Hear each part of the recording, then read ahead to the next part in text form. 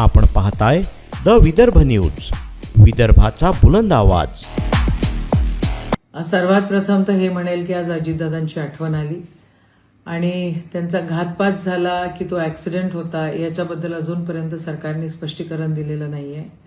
त्या कंपनीवर FIR पण अजूनपर्यंत हे करत नाही आहेत याचं दुःख व्यक्त करते।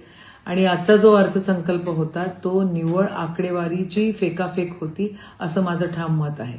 जसं गाजर केंद्र सरकारने दिलं तसं गाजर आता या राज्य सरकारनेही आपल्याला दिलं।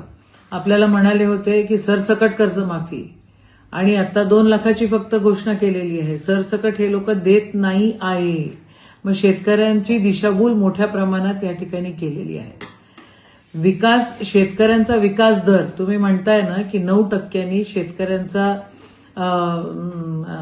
उत्पन्न दर वाढणार, तर मग विकास दर त्या ठिकाणी मागच्या वर्षीपेक्षा या वर्षी 3.5% कमी कसा काय झालेला आहे? काय करताय? लाडकी बहिणीला म्हटला होता 2100 देणार, ते 1500 वरच तुमचं अडकलेलं आहे।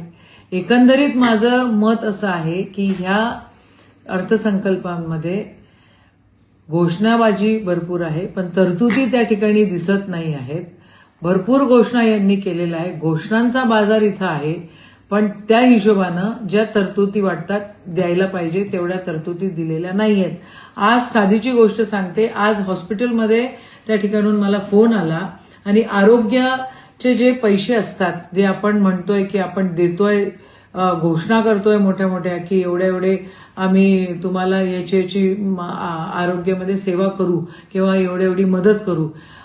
एक पेशंट आमचा त्या ठिकाणी होता आणि त्याला ICUचे पैसे सुद्धा आम्ही तुम्हाला काही मदत करू शकत नाही कारण मागच्याच वेळेसची बिलं दिलेले नाही आहेत। MREGSचे पैशांचं अजून काही नाही। काल परवा आम्ही मेळघाटात होतो, तिथं त्या आदिवासी मंडळींकडे होळी हा सण असतो, त्यांच्यासाठी पण काही नाही आहे।